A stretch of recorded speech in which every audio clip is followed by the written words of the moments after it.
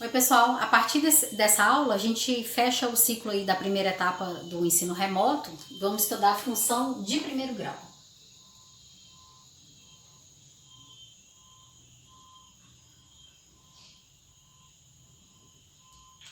O que seria uma função de primeiro grau? Vamos considerar um probleminha aí do dia a dia. Por exemplo, supondo que aqui na cidade o preço médio de uma dúzia de ovos seja R$7. Aí eu pergunto para vocês, existe uma função que está por trás disso? Para a gente poder fazer a análise da função, nós vamos sempre fazer uma tabelinha para isso ficar mais fácil, tá? De ser visualizado. Então nessa tabela eu vou deixar uma coluna para o número de dúzias. Esse número de dúzias eu posso chamar da variável que eu quiser, vou usar x. Então esse x aqui corresponde a dúzia de ovos e o y vai corresponder ao preço que eu vou pagar. Sem decoreba nenhuma, usem sempre o raciocínio lógico. Se eu não comprar nenhuma dúzia, eu não vou pagar nada. Se eu comprar uma dúzia, eu vou pagar R$7. Se eu compro duas dúzias, eu vou pagar 7 vezes 2, R$14. Na tabela, isso aqui eu tinha comentado na aula com vocês, não sei se vocês lembram, que na tabela, evitem colocar esse resultado aqui direto, coloquem o raciocínio lógico, porque isso facilita na escrita da função, tá? Se eu comprar 10 dúzias, quanto que eu vou pagar? Se cada dúzia custa 7, então eu vou pagar 7 vezes 10. E se eu comprar x dúzias, quanto eu vou pagar? Então notem o seguinte, 0, 0, esse 0 é a mesma coisa que 7 vezes 0. Esse 7 que apareceu aqui é a mesma coisa que 7 vezes 1. Então observe que à medida que o x vai variando, ele vai aparecendo aqui nos cálculos, olha. 7 vezes 0, 7 vezes 1, 7 vezes 2, 7 vezes 10. Então, se essa quantidade aqui for x, dúzias, eu vou pagar 7x.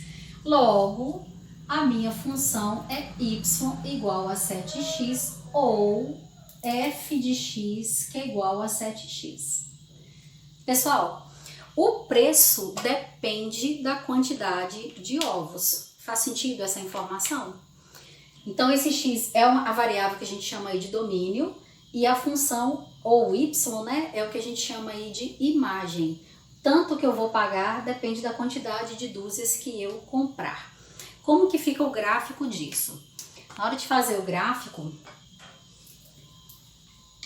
y sempre no eixo vertical, só que nesse caso o y corresponde aí ao valor em reais e x é na horizontal, sendo que esse x, nesse caso, corresponde à quantidade de dúzias, né? Então, vamos lá. Aqui vai sair um par ordenado 0, 0, quer dizer, 0 para x, 0 para y. Aqui, 1 e 7. Nesse caso, 2 e 14. Aqui eu tenho um parzinho 10 e 70 e assim sucessivamente. Então, observem que para x eu tive os valores 0, 1, 2, são esses que eu vou marcar. X igual a 0 está aqui, 1 e 2. Esse espaçamento vocês escolhem, mas para frente vocês vão fazer tudo direto no computador, tá? Mas aí, para fazer à mão, eu tenho que usar o mesmo espaçamento para ter uma escala. Então, usei esse espacinho para 1, vou usar o mesmo espaçamento aqui para a próxima marcação. E no caso do y, eu tenho 0, 7, 14. Eu vou usar a escala de 7 em 7 para facilitar a minha vida. Então, se eu chamar esse espaçamento aqui de 7, o próximo vai ser 14, o próximo vai ser 21. É muito comum o pessoal fazer assim. Coloca 1 aqui e coloca 7 aqui. Não faz o menor sentido. Se você usou esse espaçamento para 1, o próximo tem que ser 2, 3, 4 e assim por diante. Então, agora a gente vai fazer a marcação dos pontos. Quais são os pontos? Olha lá, 0 para x, 0 para y, então é um ponto que está aqui na origem do plano cartesiano.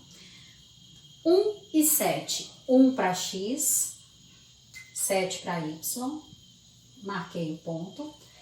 2 e 14, 2 para x, 14 para y. E o 3 com o 21 eu não coloquei aqui na tabela, mas eu vou colocar ele aqui. Se eu tivesse comprado 3 dúzias, né, eu pagaria R$21. Só para ficar mais bonitinho o gráfico. Esse pontinho aqui. Então, se eu fizer uma conexão desses pontos, eu tenho justamente uma reta. Isso que é função de primeiro grau. Então, se vocês olharem para a cara da função, y é igual a 7x ou f de x é igual a 7x, qual é o expoente do x? 1. Então, é uma função de primeiro grau. Então, tomem cuidado aqui com o raciocínio no final. Olha, se eu aumentar a quantidade de dúzias aqui, o preço vai subir. Faz sentido isso, né? Só que eu não posso colocar essa reta para cá. Porque se eu estendo essa reta para cá, eu tô falando que eu tô comprando dúzias negativas. Não faz sentido nesse problema. Então, a gente para por aqui. A função, ela teve essa cara. Olha que legal, gente. Esse 7 aqui, ele tem um significado. Esses 7 são 7 reais por dúzia. Isso aqui é chamado de taxa de variação. Essa taxa de variação é extremamente importante em algumas disciplinas que vocês vão ver mais à frente aí, tipo melhoramento genético. Então isso aqui depende da unidade do y e da unidade do x. Esse x é a quantidade de dúzias. Se eu tiver uma função assim, y é igual a 3x, estou falando aí de preço de pão de queijo. Então, esse 3 aqui é uma taxa de variação. São 3 reais para cada um pão de queijo. Então, é muito importante a gente olhar para a função e enxergar que esse número, ele corresponde a uma taxa de variação. Vamos a mais um exemplo. Supondo que vocês vão entrar numa festa e o valor da taxa aí de entrada dessa festa é de 20 reais. Você entrou, vai ter que pagar 20 reais. Aí vamos supor que cada item que for vendido dentro dessa festa, tanto quanto comida quanto bebida, seja 5 reais. Então, cada item custa 5 reais. Aí, vamos montar uma funçãozinha para a gente poder interpretar esse problema. De novo, eu vou fazer uma tabela. Observem que o valor dessa entrada é um valor fixo. O que vai variar? Vai variar a quantidade de item que eu vou consumir lá dentro e, consequentemente, o preço que eu vou pagar. Então, esses itens eu vou chamar de X e o Y vai ser dado em reais. Vai ser o preço que eu vou pagar no final, quando eu estiver saindo dessa festa. Muito bem, se eu entrei, mas não consumi nenhum item, se isso aqui for zero, vocês concordam que eu vou ter que pagar 20 reais? Eu não consumi porque eu não quis, mas a taxa de entrada eu vou ter que pagar. Se eu comprar um item, por exemplo, comprei um suco, tudo lá custa 5 reais, eu vou pagar 25, mas evitem escrever 25 aqui, vamos fazer o passo a passo. Eu vou pagar 20 que é da entrada, mais 5 que é do valor desse item que eu estou consumindo, então isso aqui vai gerar 25 reais. Se eu comprar 2 itens, eu vou ter que pagar 10 aqui mais 20 aqui, só que eu vou evitar escrever isso aqui na função. Eu vou ter 20 mais 5 vezes 2, que vai dar 30. E se eu comprar X itens, quanto que eu vou ter que pagar no final? Eu vou pagar 20 reais independentemente de qualquer coisa, mais 5 reais para cada item que eu consumir. Então, eu tenho que a minha função f de x é 20 mais 5x. É uma função de primeiro grau. Essa função de primeiro grau, é muito importante a gente escrever a função, porque depois eu posso fazer uma série de perguntas. Por exemplo, se forem consumidos 23 itens dentro dessa festa, quanto que eu vou pagar no final? Se eu conheço a função, é só eu aplicar o 23 aqui e vamos cair numa equaçãozinha aí de primeiro grau. Fácil. Ou então eu falo com vocês assim, se foi gasto o valor de 85 reais, quantos itens foram consumidos dentro da festa? Uma vez que eu tenho a lei matemática, é só eu aplicar e substituir nela para poder responder isso daí. A gente vai fazer isso um pouquinho mais para frente, tá? Mas o fato é, qual é a cara do gráfico que vai aparecer nessa situação? Observem que eu coloquei x 0, 1, 2. Esse x corresponde ao número de itens, né? Então aqui eu tenho item 0, 1, 2. R$20, R$25, R$30 e a função. Então, R$20, 25, 30, tomem cuidado porque, por exemplo, eu vou escolher aqui uma escala de 10 em 10. 10, o mesmo espaçamento 20, o mesmo espaçamento 30. Não pode colocar assim, gente, ó, 20 aqui, aí no próximo 25, porque esse espaçamento vai corresponder a 20. Então isso aqui é um erro muito comum, aí a sua função fica toda errada, tá? Não pode fazer isso daqui. Então como que vai ficar? 0 para 20, 0 em x, 20, tá aqui. 1 com 25, 1 com 25, onde que tá o 25? 25 está entre 20 e 30, exatamente aqui na metade.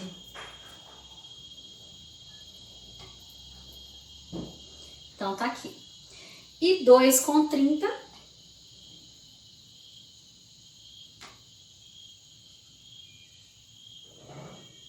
logo eu tenho aqui uma reta. Por quê? É uma função de primeiro grau. O que está sendo representado aqui no eixo Y? O valor em reais. Então, olha que a diferença do outro lado da dúzia de ovos, né? A dúzia de ovos, se eu não comprar nada, eu não pago nada. Então, ela começa aqui da origem. Essa não, essa tem um valor que é fixo. O que está variando? O 20 é fixo e esse 5 é a taxa de variação. São R$5 por item. São R$5 por item. É comum também a gente escrever sempre com x na frente. Por quê?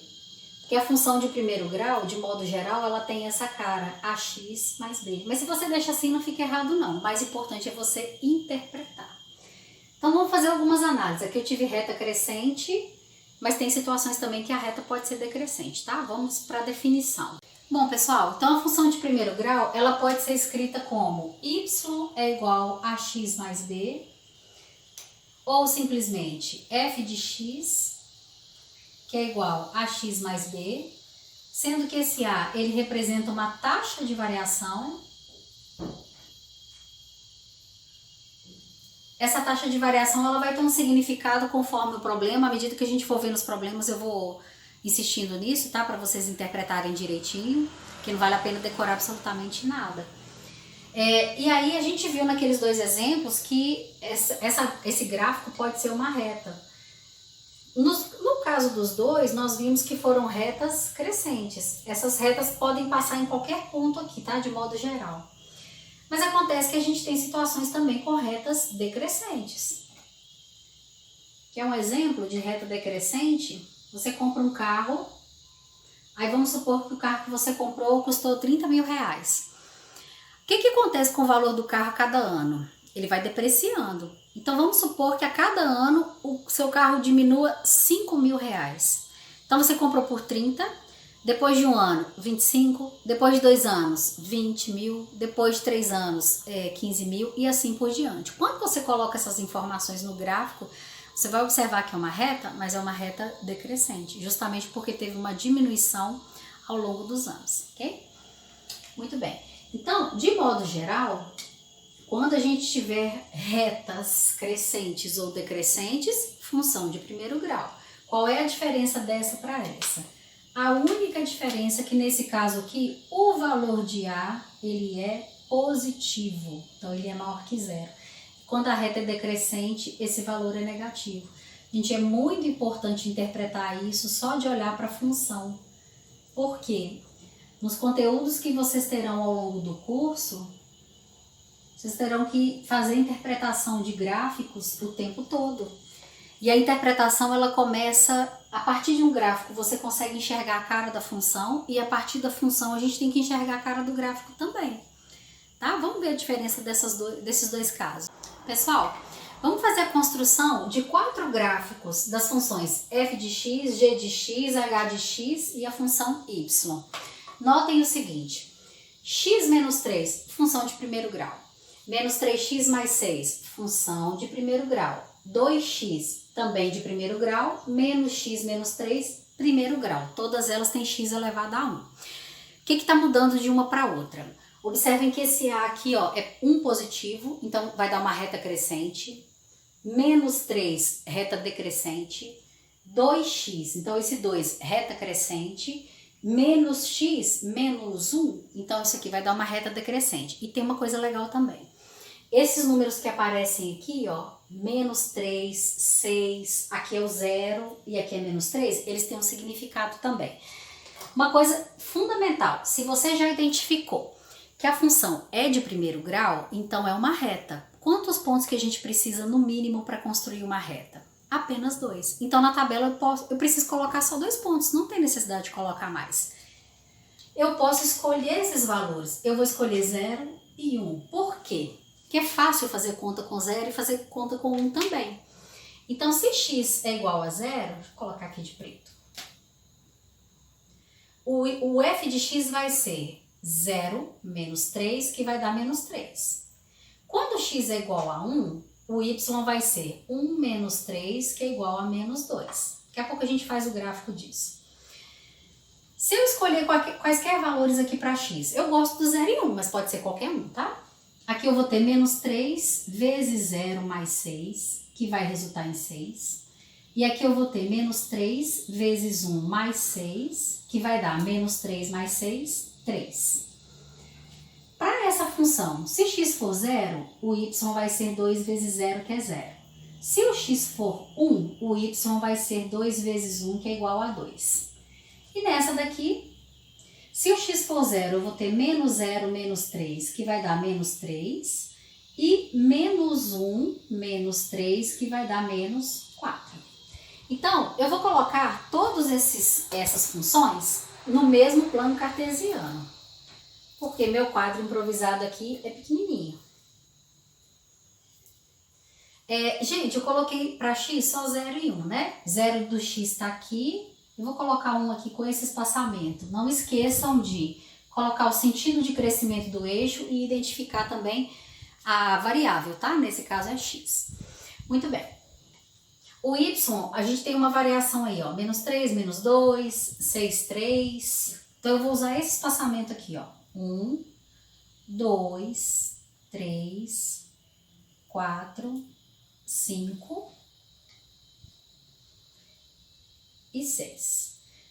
Negativo, eu vou usar o mesmo espaçamento. Menos 1, menos 2, menos 3. Se precisar, a gente coloca mais algum. Essa escala está diferente dessa, não tem problema. O que não pode é você variar ao longo do eixo, mudar a escala, tá? Aí você vai usar a escala que você quiser, desde que você mantenha o espaçamento. Bom, 0 com menos 3. 0 menos 3 está aqui, ó. 1 menos 2. 1 para x, menos 2 para y.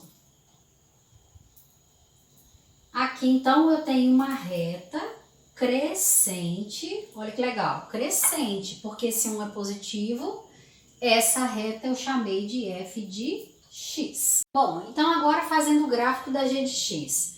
0 para x e 6 para y. Vou mudar a cor do canetão aqui. 0 para x, tá aqui, 6 para y. 1 para x, 3 para y. 1 para x e 3 para y. Então, eu tenho aqui uma reta, olha que legal. Opa, ficou meio tortinho aqui. Deixa eu consertar. Uma reta, que eu chamei aí de g de x, né? Vou dar nome para ela aqui, mas é uma reta decrescente. Ela intercepta a outra reta em algum ponto. Em outros conteúdos a gente vai ver como é que descobre esse ponto, tá? A princípio não precisa não. Fazendo a mesma coisa para a função h de x. Olha só, 0 para x e 0 para y. É um ponto que está aqui na origem. 1 para x e 2 para y. 1 para x, 2 para y. Então, eu tenho novamente uma reta crescente. Olha se faz sentido, gente. Esse 2 é positivo, então tem que ser crescente mesmo. E por fim, eu tenho a reta menos x menos 3, 0 em x menos 3 em y, 0 em x menos 3 em y, coincidiu com esse ponto aqui. E 1 para x e menos 4 para y. 1 para x, menos 4 para y, esse pontinho. Então, ela passa por esses dois pontos, além de outros, né? Eu vou ter aqui outra reta decrescente. Então, essa daqui é a reta que eu chamei de Y. Então, eu dei nome para todo mundo. Agora, vamos analisar uma coisa bem interessante. Olha só. Tá vendo esse menos 3 que aparece aqui, pessoal? Olha a função f de x. Ó, ele é o ponto de interseção da reta com o eixo y. Olha o menos 3 aqui. Isso quer dizer que essa função g, né, que é uma reta, ela vai interceptar y em 6. De fato, olha. Essa daqui é como se eu tivesse mais zero.